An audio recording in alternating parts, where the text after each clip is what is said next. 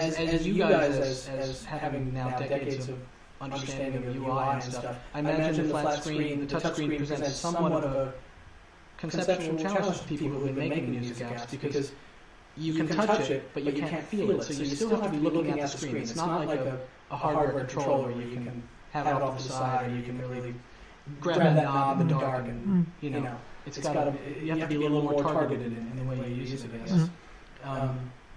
Have you guys? Do you use iOS apps on your own, just to, any apps out there that you sort of play around with and enjoy? Yeah, I try a out a lot of them, Right. Try out, but not using so much, maybe.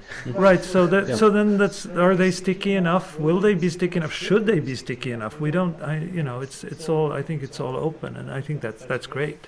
But we certainly try to put our hands on us, Right. No pun intended, but on as much as possible. It's very different with the touchscreen, that you.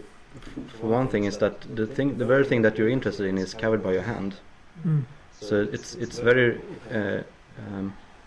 easy to interact with, but you also lose what you're working on, because your hand or your finger is on top of it, and it also for us with a mouse and a big screen, you can have lots of details on it, and on iOS you can't have that many buttons, and that's good. That's a good thing. Yeah. You should have said that before we did Rebirth.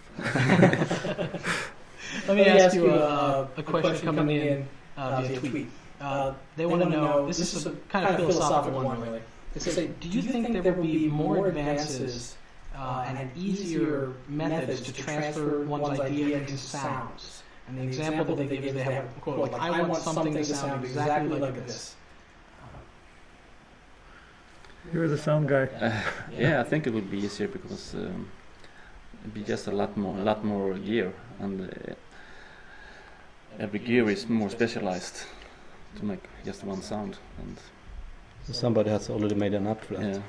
Yeah. That sound. It used to be the synthesizer used to be very general purpose with thousands of controls, and you can make everything, but it's very hard. But now it's so easy to make a new synthesizer, so you can make instead of making one big synthesizer, you can make 10 small synthesizers with specialized sounds, just to do one thing. I also think everybody was waiting for synthesis to take off in the early 90s or something like that, and which would allow you to record something and then take control of it.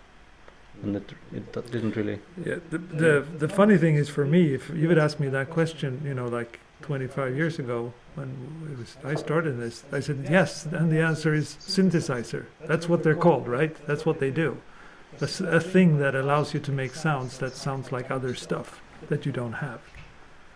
It was kind of the idea in the beginning, I think, for a lot of the commercial synthesizers. So you think people are sort of clamoring for a synthesizer 2.0? I mean, yeah, I think I think it's the same dream, right? It's the same kind of thing. It's just. And to his question, it almost seems like he's asking, like, I want to describe in words how I want this to sound. Maybe he's not saying literally words, but we always, these classic things, John Lennon asked for something to sound orange, and we always, when I used to be a recording engineer in the studio, people always want to sound warmer and warmer and fuzzier, and there's always words that we use to describe it. Use the forums. In some ways, sometimes it's that you hear a sound on a record or in a song, and you want to use that or a similar sound. So even if that sound exists somewhere as a patch, how do you find it? Right. You can't Google for a sound right now. Right. It's almost like what's that? I want that wop wop sound. And how do you I want get like a Shazam for sounds. Yeah, absolutely. That'd be cool. That'd be really cool. I see. Okay, so let me ask you. There is one thing I've seen in music. This is particularly true to the iOS apps, but I've seen it in just the process of music making. Is we're getting down to more simple controls of like.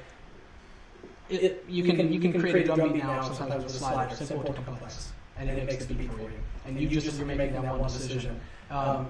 As musicians first, as music software makers, is that something that you welcome, that move to simplicity, or are we losing something that I don't want to say the dumbing down, but I can't think of another way to describe it. The dumbing down of production.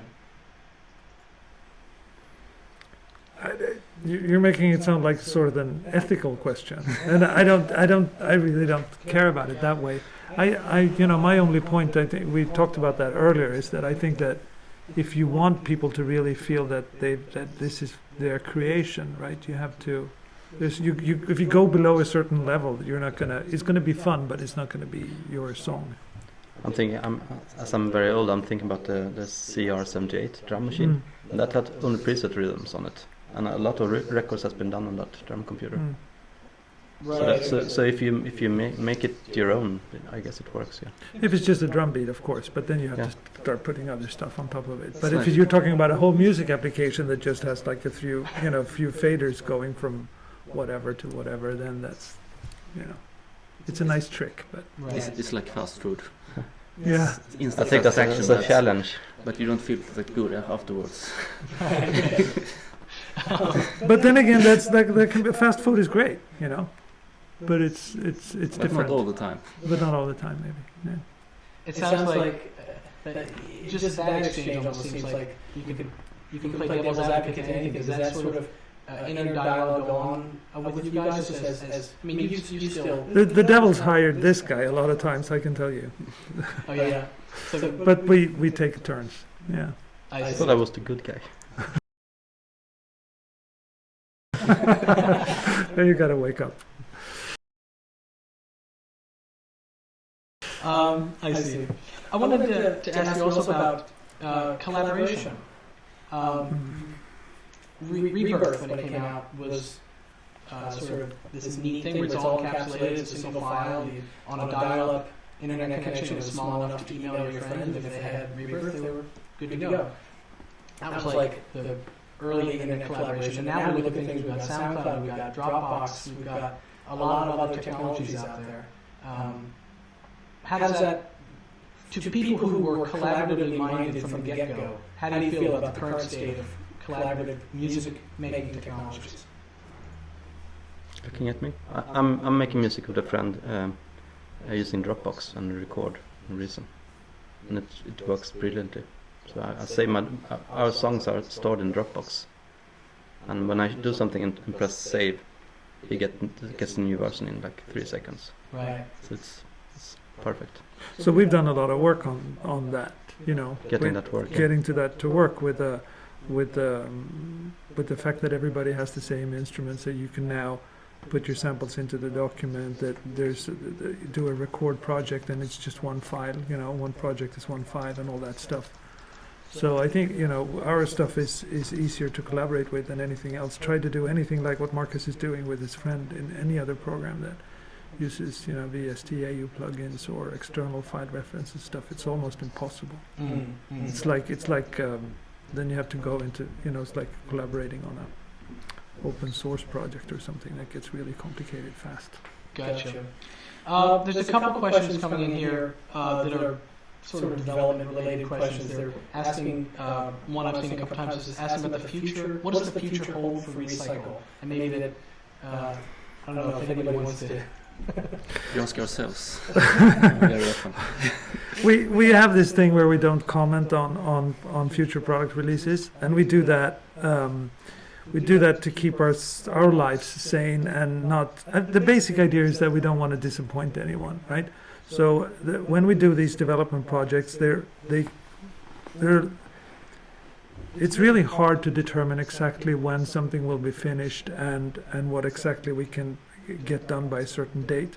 And we made a promise to ourselves to never compromise on the quality. If we can, we're going to put quality first always in everything we do. So the only real way for us to work according to that philosophy is to not talk about what we're working on.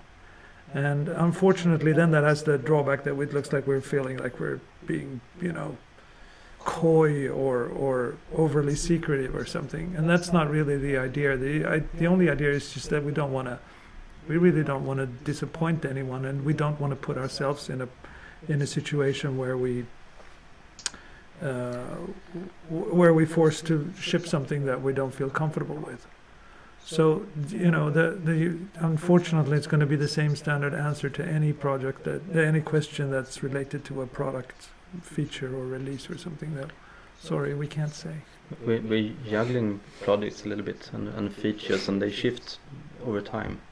So sometimes we have something that's a really important feature in our mind and in our project, and it doesn't become part of the release. So when I was doing research for the meeting for Propellerhead's video that I gave you guys about a year ago now, I thought that was an interesting thing. I learned was actually that cables was a feature of Rebirth way back when, and it ended up getting pulled out and moved into Reason. So there, I guess there is that sort of thing where features and techniques can move from app to app or concept to concept. Yeah.